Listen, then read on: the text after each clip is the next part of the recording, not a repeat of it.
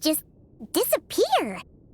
Shouldn't it be a little harder to get rid of major creations like moons? The world is a vast and ancient place.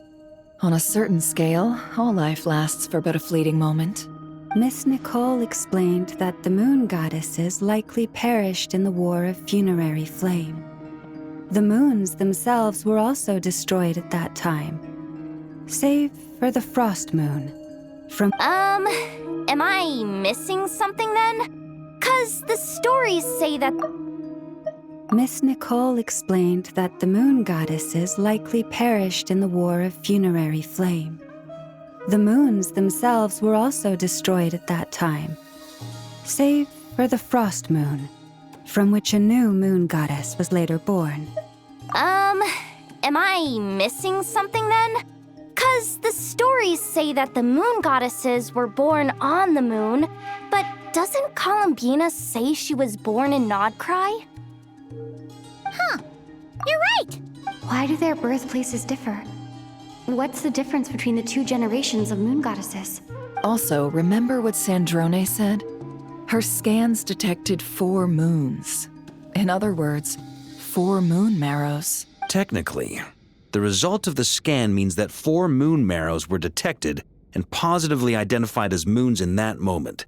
In other words, this piece of information alone isn't enough for us to know how Miss Columbina is doing right now. Yep. We have no way of staying up to date on whether she's dead or alive. She's on her own for now. But at least she's trying her best to get back to us. Yeah.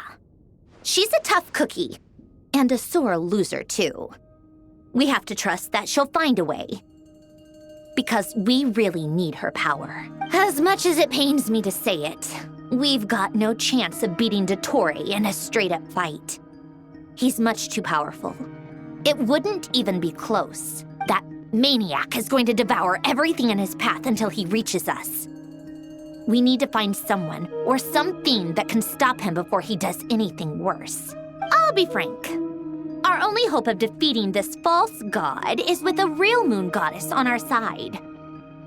I'm not just saying this because Columbina's a friend and I want her back safe and sound. It's just the truth. And I know that even she was no match for him when he attacked, but I don't have a better solution. We're not giving up on saving her, whether she can defeat Dottore or not. Right. Don't worry, Miss Sandrone. We're all aligned on saving Columbina. No one's trying to argue that we can only justify saving our friend because it will help save the world. This is about multitasking. We want to save both. So, she's more than just a moon goddess to you guys? Absolutely. Duh! She's part of the gang! And you are too, you know. Yes, I know. You don't need to labor the point. I knew that the moment I came running over with my documents that I was part of the in-group. I mean, if Arlecchino can fit in, I certainly can. Anyway, as for how we get Columbina back, I've been working on it constantly. But I think I'm still lacking certain information about the moon. I'd probably get there if I could continue my calculations, but the problem is, I've run out of computing power. Computing power? You mean you need more energy? No, the issue isn't energy, it's processing power. There's so much data to get through that the whole process has just ground to a halt. That's a tricky problem. René de Petrichor of the Nazissenkreuz Ordo once foretold the fate of the world. But I don't know how he did it. My guess is that he used the primordial sea's power. However, that won't work for me. His methodology was vastly different from my own. What's worse, they're incompatible. And to top it all off, we can't even leave Nodcry. Ugh, this is so annoying. If I'd known we'd run into a bottleneck like this. Well, no, the design bureau's a bust as well. Curse that Dottore! Couldn't have made this harder for me if he tried. Oh, what do we do then? How about we grab a bite to eat and take a break? Maybe something will come to mind after you've cleared your head. You don't get it, do you? I'm trying to calculate the fate of an entire world here. And I need accurate results, not big prophecies. Where the I gonna find the computing power for that? Ahem. Anyway, time to shelve the discussion on technical difficulties. Being a killjoy isn't very ladylike, after all. Either way, we've done what we can. Rest well, everyone. Remember to let us know if anything new comes up. Hat guy? Is he hinting that we should talk outside? Let's go somewhere a little more private.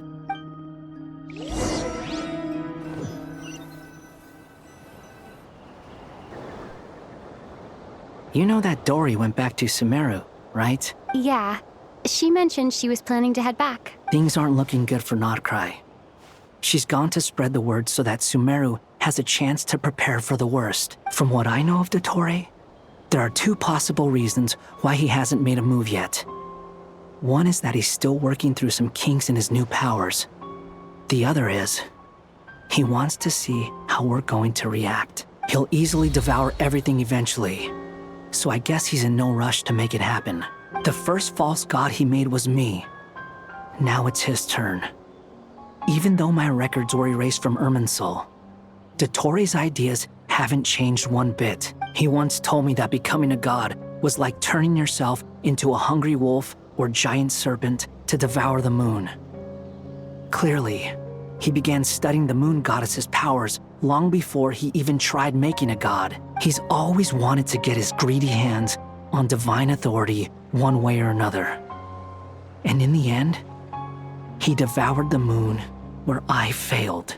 In the desert of Sumeru, there is a chessboard built by King Deshret, also known as Al-Ahmar. I don't know if it was a real game, or if he was just trying to challenge his servants and citizens in some way. But creating games and setting rules, gods do that as a matter of course.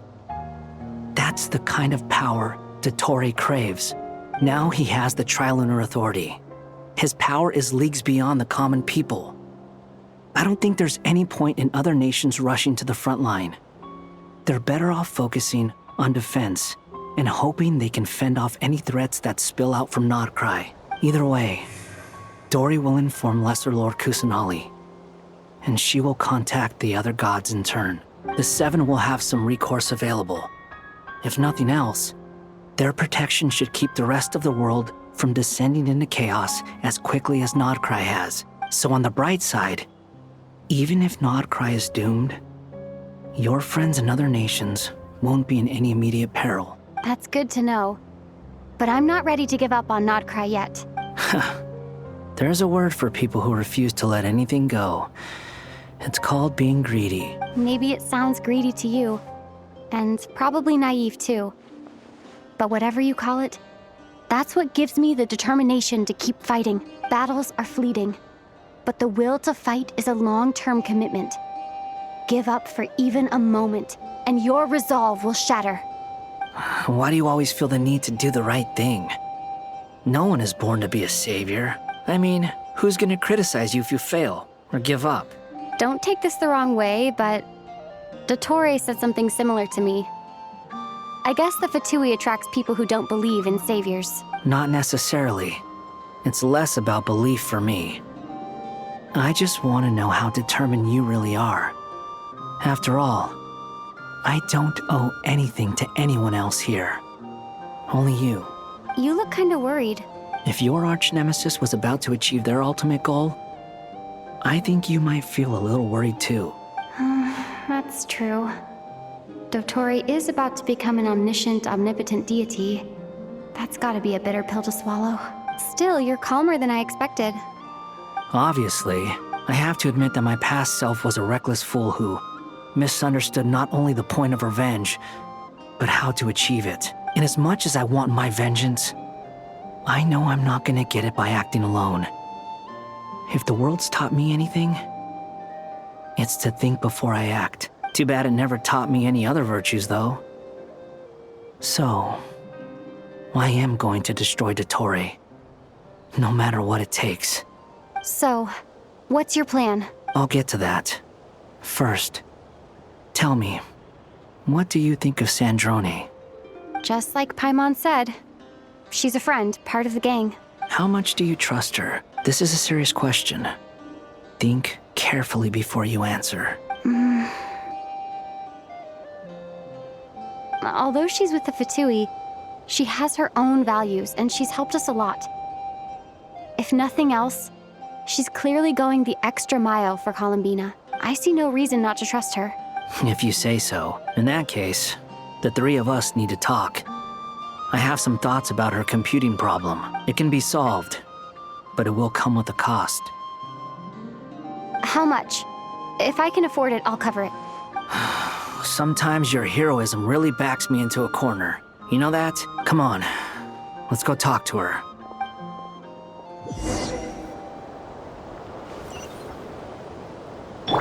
Light it up!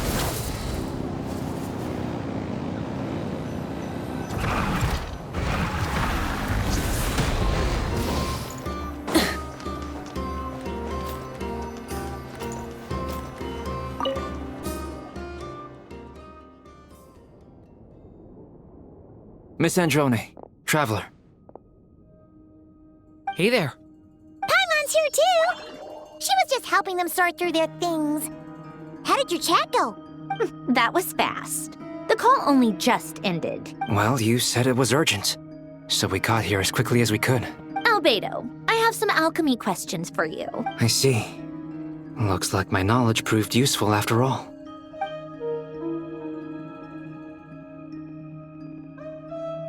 If I might ask, what is the end goal for the modified formula you'll be using?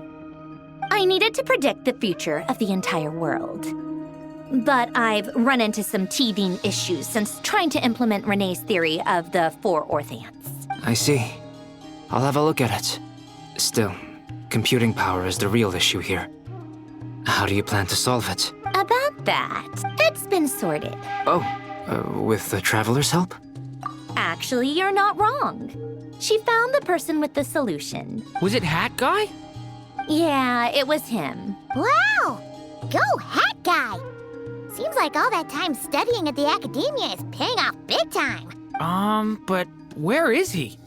Wasn't he the one who asked Albedo and I to come here? Come with me.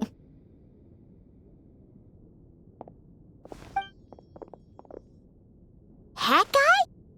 What's happened to him? Hat Guy! Can you hear us? No response. I guess he's in hibernation. Hat Guy mentioned that he was a puppet. It seems that his functions are currently shut down.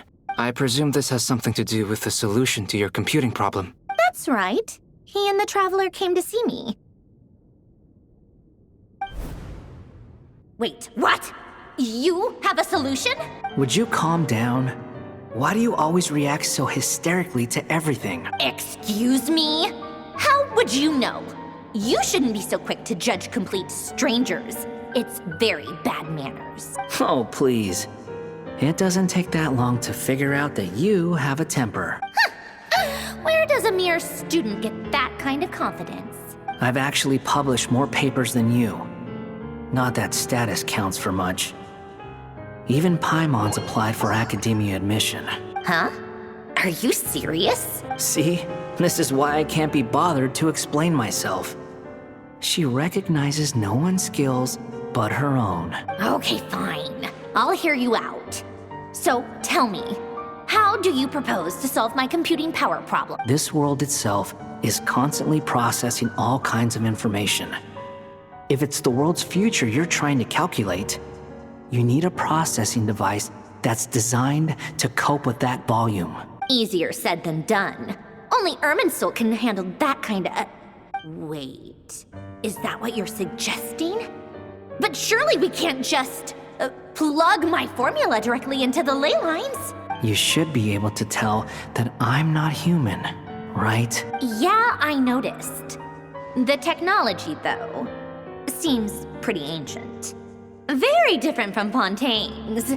It's a completely different system. Conrian, to be precise. I'm what they would have called a puppet. Puppets need an energy source and processing power. The artisans who built them sought out the materials most suited for that purpose. You. Do you mean... The Traveler and I have talked it over. She's willing to vouch for you. So, I'll allow you to borrow my core for your calculations.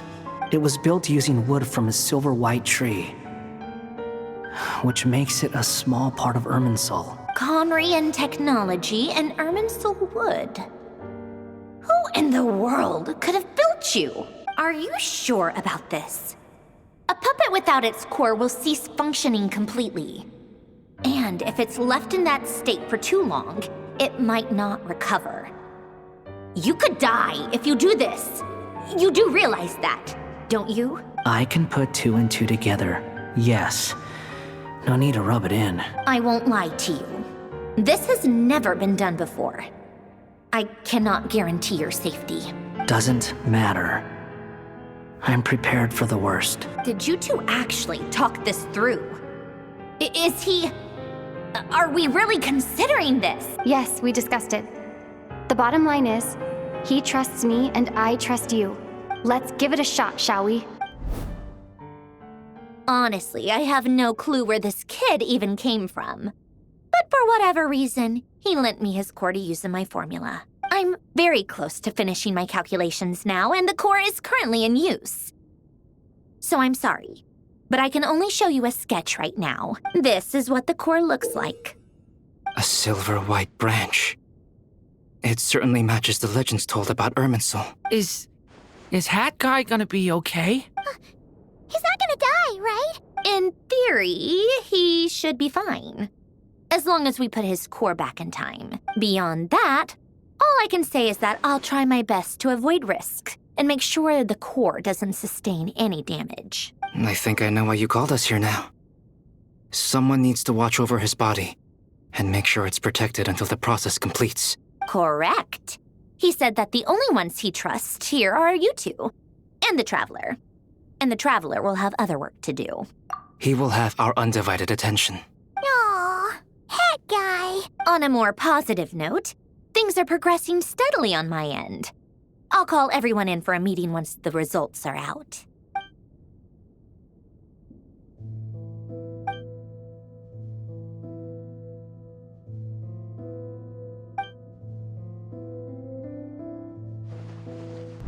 The worst-case scenario with the core removal is either a system reset or a total loss of function. But I'm not afraid. A quiet death should have been my fate long ago. A core is completely different from a heart. It's like another vital organ entirely. I never believed it could be a true replacement for what I sought, but in the end, it turns out the core was more useful to me. Pretty funny when you think about it. It's like the punchline of my entire life. Do you think there's any difference between a puppet and a human? If not, then this would just be another samsara. I have already experienced both a past life and a next life. Part of me wonders whether I'm only capable of making this decision because I've become a real human. What's with that expression? Isn't this a good thing? Sandrone will succeed, won't she? She will. We all have to persevere until this is over. Sandrone will succeed, won't she? She has to. That's right. And I'll protect you all until a moment of victory arrives.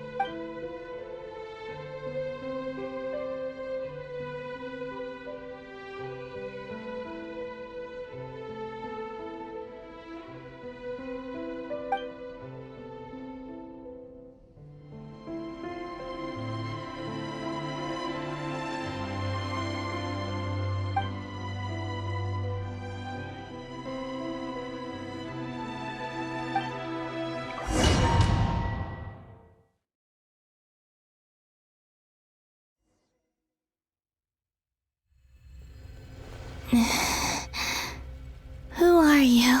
Call me Sonnet. You have the same power as Canon. Sonnet. So, you're the goddess of the iridescent moon? Oh, goodness! You recognize me? Well then, what's your name? Columbina. Columbina hyposelenia. Hyposelenia? What a lovely name. Did you choose it yourself? It was a joint effort between me and my friends. Friends? You mean your friends in the heavens? Huh? Oh, sorry. You must be exhausted. I apologize. Hang in there. Let me introduce you to my older sisters. Do you mean the other two moon goddesses? Arya and Canon? Wow, you sure know a lot. Hey, does that mean that our story goes on into the future? Oh, I guess that wasn't the best question to ask. It's all right. We were prepared for that possibility. You could say we were too prepared. I can't even remember how long my sisters and I have been here by this point. When did you get here? How long has it been? I can't say for sure, but it feels like it's been forever. I see. Are you feeling all right? You look a little unwell. I can hold out a while longer.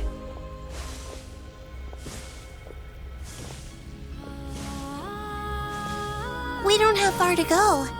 The place where my sisters and I are based is just up ahead. Don't worry, they're both really nice. I'll introduce you.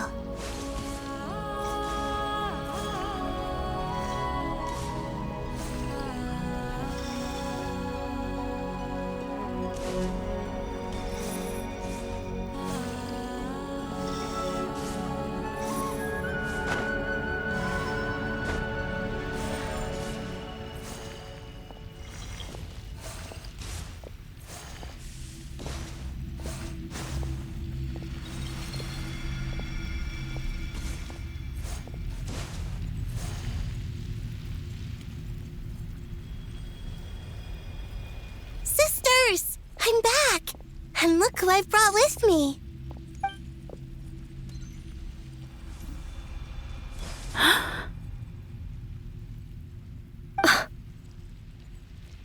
It's our lovely little sister, born in the far future. The pleasure is all mine. Allow me to introduce you to Columbina hyposelenia. This is Arya, the goddess of the eternal moon. And this is Canon, goddess of the frost moon. Canon, don't you think hyposelenia's power is similar to yours? Hello, Columbina. I apologize for our startled reaction just now. And please, forgive our little sister if she's been annoying you. She tends to talk a lot. It's fine. You seem shy. Don't worry, Columbina hyposelenia. No one can hurt you here. Could you tell me where here is? Please. I must know. My dear sister, this is where Tevat's original ruler, the Dragon King Nibelung, imprisoned the moon goddesses. What? You're scaring her, Canon. No, I'm fine. Please, continue. Nibelung, our original master, created us in the distant past to maintain Tevat. But he left this world and traveled into the dark universe beyond, to explore worlds vaster still. Day and night, we fulfilled our duty in the heavens, until the day that the first descender arrived. The great ruler of the firmament. The heavenly principles. Is that what later generations call them? I see. But we did not reject them at first, nor did they seem to harbor ill intent towards this world. We coexisted in peace. They were like a guest in our home. Slowly, however, we came to realize that our guest had a growing desire to change and dominate the world. And you didn't stop it? No. There was an order to the rules they set up that Nibelung never taught us. We wanted to know if this order would bode good or ill for Tevat. All right. Canon and I wanted to know. Sonnet was against it from the outset. Later, we discovered that this great ruler of the firmament bore an almost paranoid hostility toward the desire of certain life forms to seek power. Or perhaps they feared them. They would even cast down celestial nails as manifestations of their power, to punish the civilizations of the world below. Only this was far beyond mere punishment. Right. Their rules brought order, but the price people paid for merely testing the limits of those rules was far too great. I did everything in my power to help the punished escape catastrophe, but still, too many lives were lost. The ancestors of the Frost Moon Scions were some of the ones you helped. But just when we had decided to take countermeasures, the Dragon King, Nibelung, returned. And so began the War of Funerary Flame. So, that's the name the world gave that war in the future. Well, who won in the end? As far as I know, the Heavenly Principles won, although it came at a great cost. They remained in Tevat, where they continue to rule to this day. And the world's original master, the Dragon King Nibelung, was destroyed. And what of the moons? Are there still 3 moons in Tevat skies? You can tell us the truth, Columbina. We know we are but remnants of a bygone age. We are prepared for the answer. Only the Frost Moon remains. But it has been cast beyond the false firmament by the Heavenly Principles. The eternal and iridescent moons were both shattered during the war. So death finally came for us in the end. Sonnet. But you're still here, aren't you? A moon goddess cannot live without her moon, Columbina. She's right. That's why I began to disappear. Because the Frost Moon is cut off by the false sky. How much worse it would have been if it were outright destroyed. Our souls may endure within this lunar palace, but if our moons are destroyed, then we shall disappear the moment we depart from it. I'm sorry. There's no need to apologize to us, dear sister. If anything, we owe the world an apology. If only we'd decided to act sooner, rather than arguing amongst ourselves. All the more reason not to spend this time in regret and repentance. Instead, we should focus our efforts on how we might help our future sister. Sorry? Don't you see, Columbina, your story is not yet over. Is that not why you are here?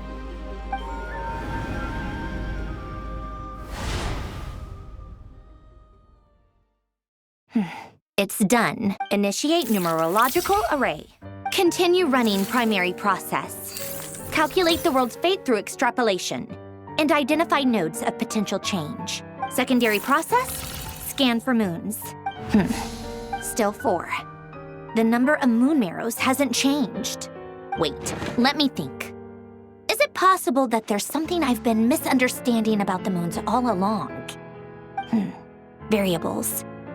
Variables in the world. I know where potential variables within the world come from. So what about the moons? Are there any variables there? Like their life or death, for instance. What if being alive or dead makes no difference to a moon? But that's so strange. Even immortal gods can die. Why would the moons alone be? Wait! I've got it! If alive or dead is considered a variable, we might have had this wrong the whole time. No one ever said that a moon marrow equals a living moon. We just made that assumption ourselves. Initiate secondary process. Scan again. This time filtering out interfering perimeter, moon marrow. I don't care if they're natural or artificial. Get them out of my search results! Why? It says 3 moons still exist in Tevat, even after excluding the moon marrows. But we know for a fact that 2 of them are dead. Redo the scan. Narrow the results to living moons and real moons. No, scrap that. Narrow it down to moons that have lunar authority and remain alive. Why? Why is it still 3! What is this, Columbina? Has the world lied to us? Or are you the one pulling the wool over our eyes?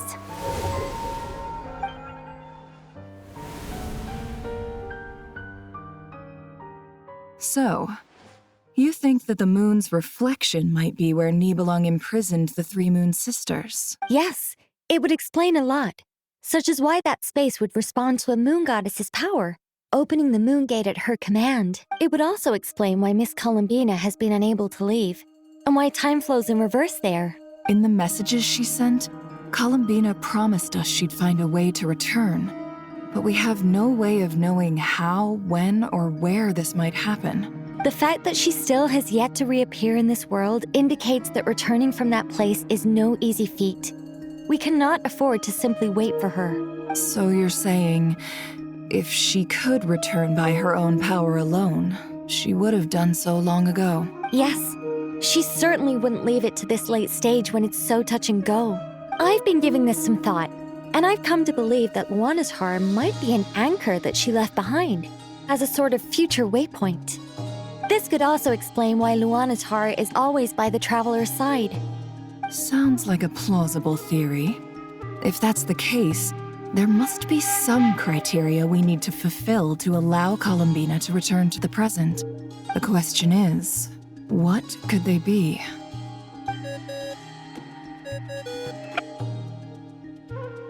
Hello?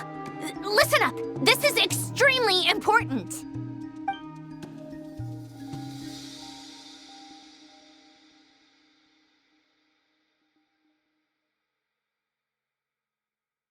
Not only is Columbina alive, but she may well exist in a form unimaginable to us. I'm still unclear on the details, but she's done something truly inconceivable in the past.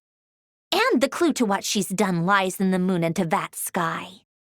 Truly amazing. Oh, I'm so delighted for her.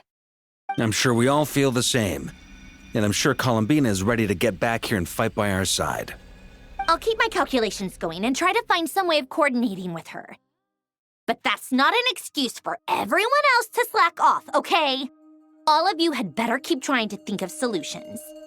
How can the dead moon still live? And Luanatar?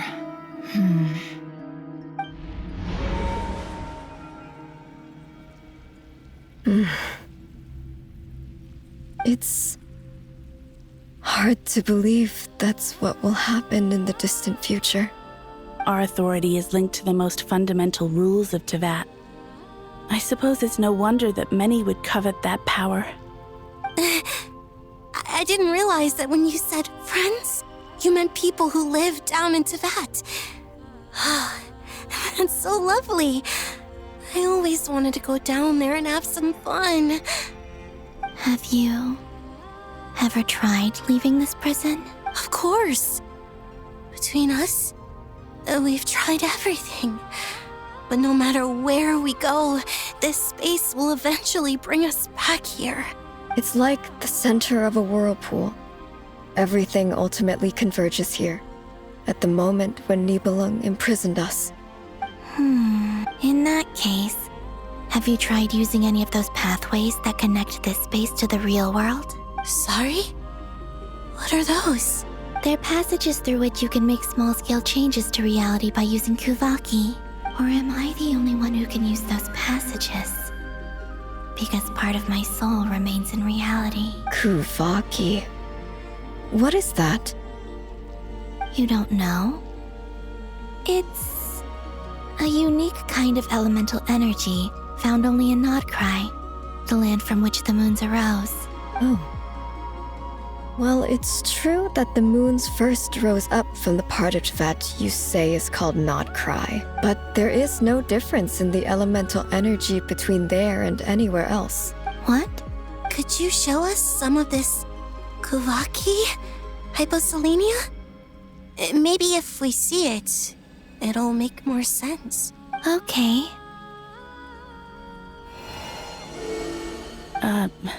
Isn't that just your power? What? But it's everywhere in Nodcry. In the air, in the land, Even the creatures who live there have adapted to its influence. How curious. This Kuvaki certainly did not exist anywhere in the world before we were imprisoned. Let alone influence living creatures. So, how exactly does it affect them anyway? This is so strange. Why would their reality differ so much from mine? Columbina, you're looking for more than just a way out of here, aren't you? Yes. If I am to help my friends, I will need tri-lunar authority on par with that of our foe. You mean... you'll need our power? This sounds extremely risky. The Three Moons' powers are not mutually compatible. Concentrating them into one goddess will be a very painful process. And if anything goes wrong, it could tear you to pieces. I know. But I'm willing to take that risk. Even so, let's say we successfully transfer our authority to you.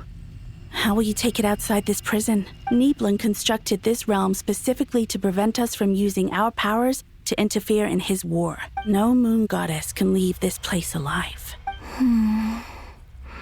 What if I don't leave alive? Where do we even start?